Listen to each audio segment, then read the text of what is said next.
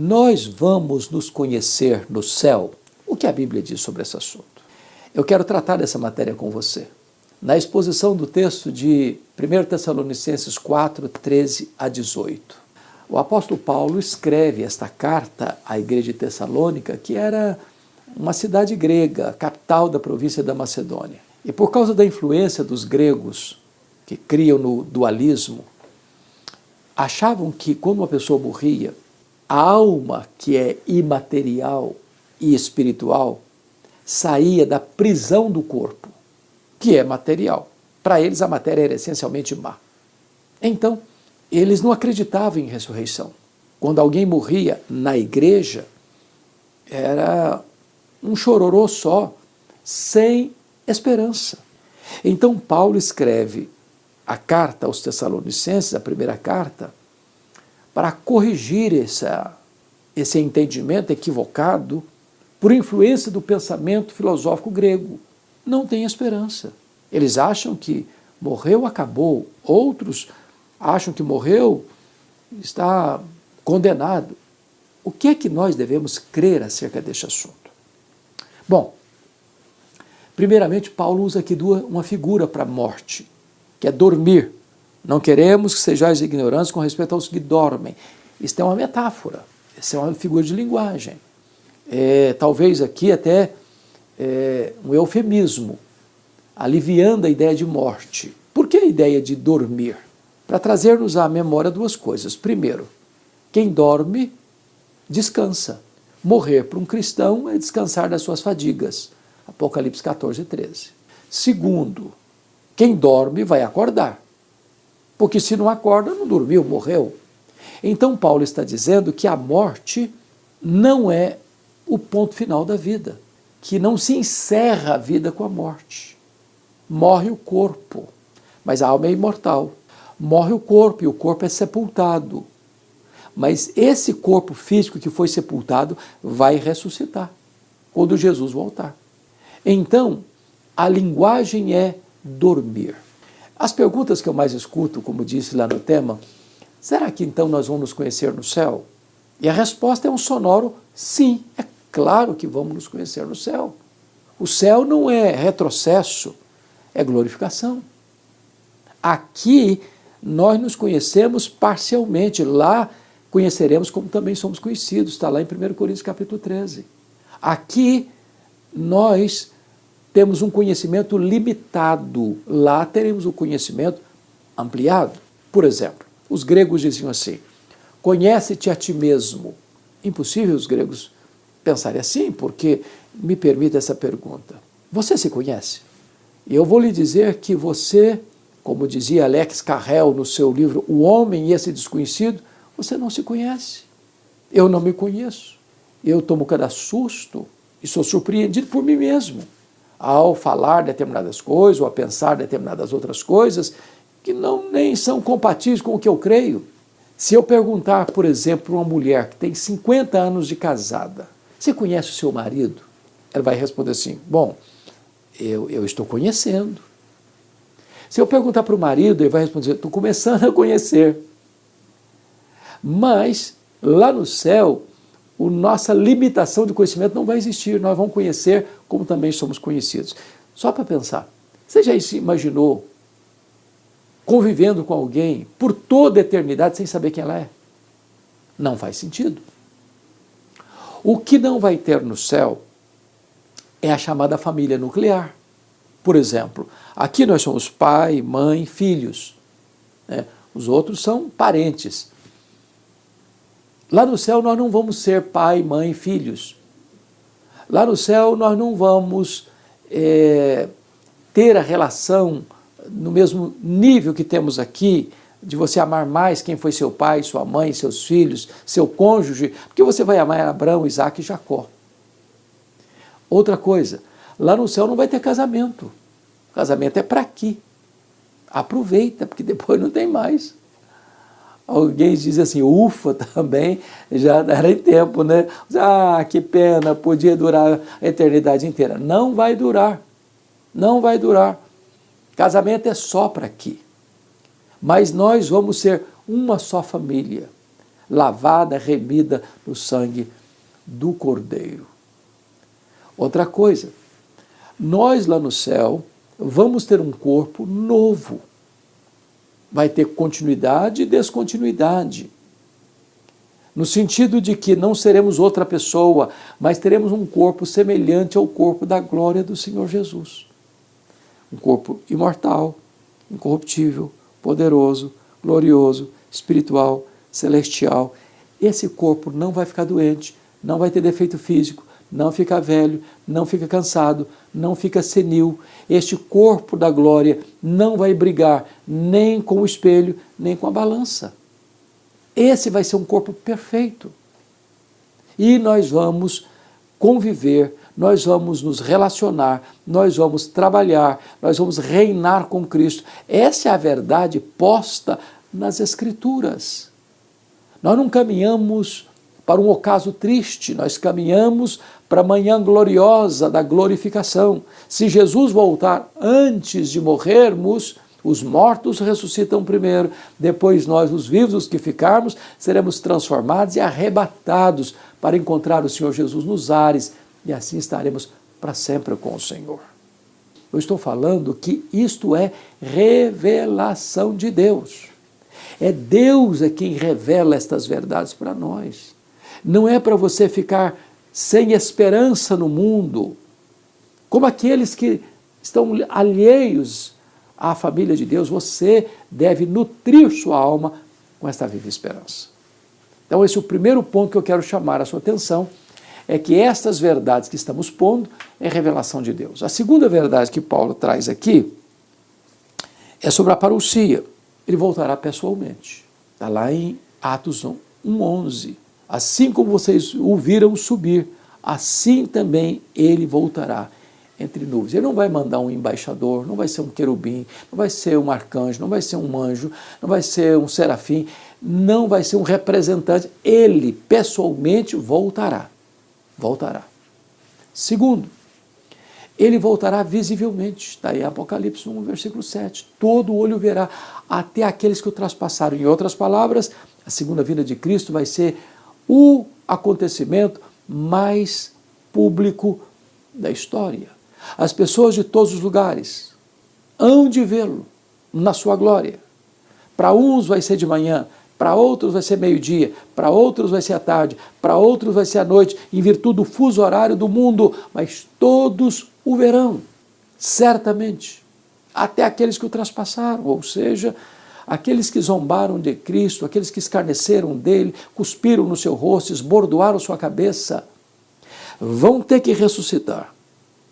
E quando Jesus voltar, vão ter que ver a sua glória, a sua majestade, e vão ter que lamentar.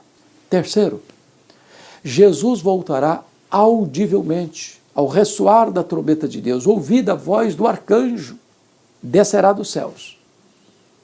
Se vai ser o fato mais público da história, também será o fato mais sonoro da história. Os desertos mais cáusticos, as montanhas mais altas, as cavernas mais escuras, os vales mais profundos, ninguém poderá ficar fora deste sonido da trombeta de Deus que ressoará por todo o planeta, e todos os homens vão ter que ouvir este sonido da trombeta de Deus anunciando a gloriosa volta do Senhor Jesus. Mais ainda, pessoalmente, visivelmente, audivelmente, repentinamente em quarto lugar.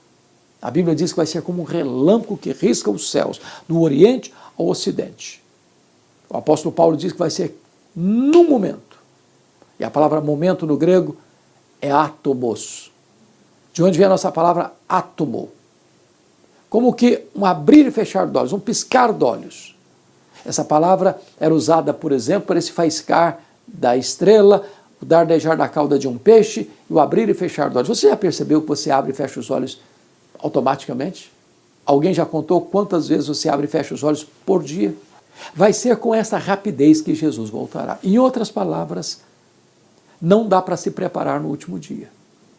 Ou você está preparado, ou aquele dia será dia de trevas para você. Quinto lugar, ele voltará pessoalmente, visivelmente, audivelmente, repentinamente, mas em quinto lugar, ele voltará também inadvertidamente, surpreendentemente, sem aviso prévio, sem anúncio imediato. Vai ser como um ladrão que chega sem mandar um telegrama, um WhatsApp, uma carta, uma mensagem. Tal dia eu estou na sua casa. Não, ele chega inesperadamente. A segunda vinda de Jesus, em quinto lugar, será inesperada. Os homens não estarão aguardando. Sabe o que significa isso? Vai ser um dia comum, um dia normal. Como você levanta todo dia, leva os filhos para a escola, pega filho da escola, vai trabalhar, vai viajar, vai passear, vai ficar em casa, não importa. Esse dia não vai ser um dia óbvio. Sexto lugar, a segunda vinda de Cristo será também inescapável. Está lá em 1 Tessalonicenses, segunda carta de Tessalonicenses, primeira carta capítulo 5, melhor dizendo, primeira carta de Paulo aos Tessalonicenses capítulo 5. Ou seja, é como uma mulher grávida que está para dar à luz. Ninguém pode cancelar a segunda vinda de Cristo. Nenhuma corte, por mais egrégia que ela seja, ela pode tomar uma decisão agora, estamos cancelando a segunda vinda de Cristo, ele não voltará mais. Não, ninguém tem autoridade de mexer nessa agenda que é da economia, da soberania exclusiva de Deus. Ele voltará. Mas em sétimo lugar, ele voltará vitoriosamente. Ele vem como Rei dos Reis, como Senhor dos Senhores, como Juiz de vivos e de mortos. Ele vem para sentar-se no trono, ele vem para colocar todos os seus inimigos debaixo dos seus pés. Ele vem para julgar as nações, ele vem para lançar os que o rejeitaram no lago do fogo, e ele vai lançar lá o anticristo, o falso profeta, o diabo, a morte, o inferno e todos aqueles cujos nomes não estão escritos no livro da vida. E ele vai então transmitir este reino ao Deus e Pai, para que ele seja tudo em todos e reinará para sempre, sempre com a sua noiva, a sua igreja. Então, nós podemos ter esperança que vamos nos conhecer no céu, porque Jesus voltará para buscar a sua noiva, a sua igreja. Há uma terceira verdade que eu quero destacar nesse texto. A ressurreição dos mortos acontecerá quando? Quando Jesus voltar. Quando Jesus voltar. Está lá em João 5, 28 e 29, que todos ouvirão a sua voz e sairão dos túmulos, uns para a ressurreição da vida, outros para a ressurreição do juízo. Então, quando Jesus voltar, primeiro, e como ele está falando para a igreja, está falando dos salvos, dos santos, dos que creram nele. Então, os mortos em Cristo ressuscitarão primeiro, os que dormiram em Cristo ressuscitarão primeiro. Primeiro em relação a quem? Aos outros mortos ímpios? Não. Todos vão ressuscitar na mesma hora. Agora, primeiro em relação aos que estiverem vivos. Só depois que os mortos ressuscitarem, é que os que estiverem vivos ainda, no caso dos salvos, serão transformados e arrebatados para encontrar o Senhor Jesus nos ares. Então, a grande pergunta é como esses mortos vão ressuscitar. Quais serão as marcas deste novo corpo?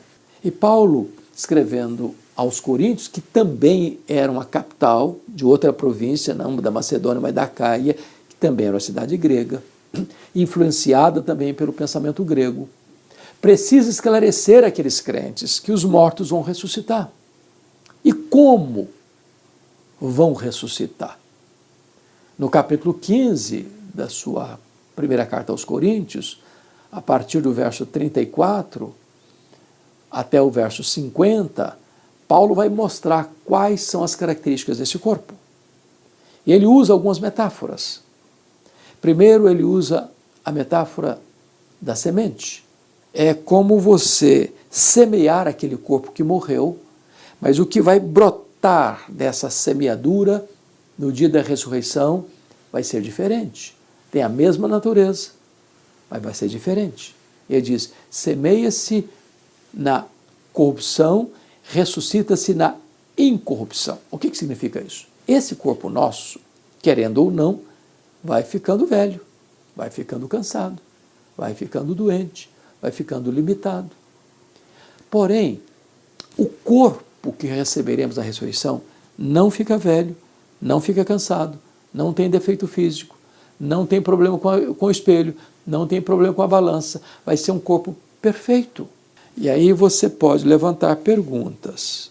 E aquela criança que não chegou a nascer, que morreu no ventre da mãe, vai ser um feto glorificado no céu?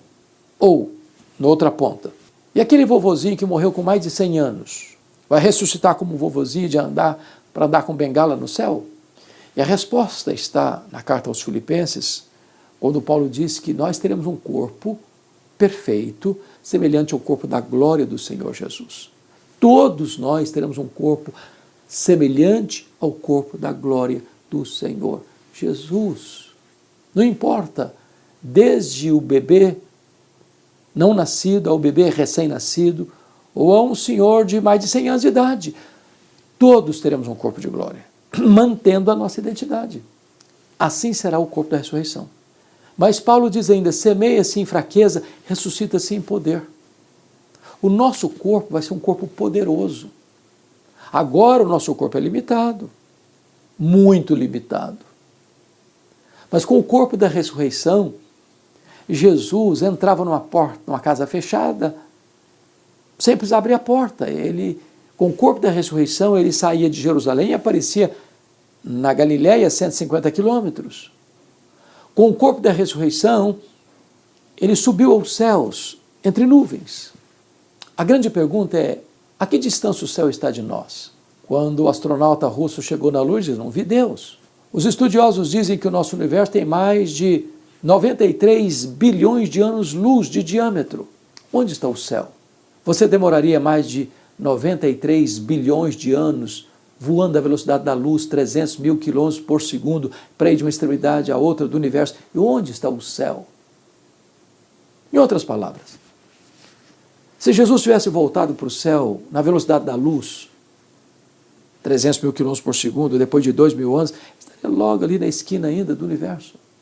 O que significa isso? Significa que nesse corpo glorioso, nós não estaremos, nesse corpo poderoso, nós não estaremos mais limitados às mesmas leis da física que nos governam hoje. Eu pergunto a você, quanto tempo um anjo demora para vir do céu à terra? No estalar de dedos. Assim será o nosso corpo. Nós seremos como os anjos, não no sentido de que não teremos um corpo, mas que vivendo nessa mesma dimensão, de uma outra esfera e uma outra realidade. O nosso corpo será um corpo poderoso. Mas mais, a Bíblia diz que semeia-se em desonra, ressuscita-se em glória. O nosso corpo é desonrado hoje. É verdade, desonrado. Você já entrou numa ala de hospital, onde você viu pessoas ali numa maca, numa cama, com o corpo todo ferido, encarquilhado, pessoas tomando doses cavalares de remédios para aplacar a dor cruel, e às vezes encerram a sua jornada debaixo de atroz sofrimento. Esse corpo às vezes é semeado, mirrado, machucado, ferido pela doença. Mas o que vai brotar daí é um corpo glorioso, que vai brilhar como os astros no firmamento. Assim será o nosso corpo da ressurreição. Paulo vai dizer ainda que o nosso corpo, ele usa a figura da carne, uma carne dos homens, outra carne dos animais, outra carne dos peixes, outra carne das aves. Do que ele está falando? O que ele está falando é que, embora todos os animais tenham sido feitos do pó da terra, só o pó de gente vai ressuscitar.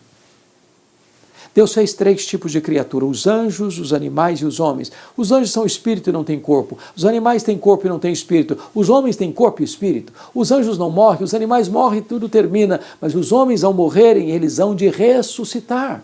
E não importa se na mesma cova tem pó de animal terrestre, tem pó de animais voláteis, tem pó de animais marinhos. O que importa é que se tem pó de gente, o que vai ressuscitar é pó de gente.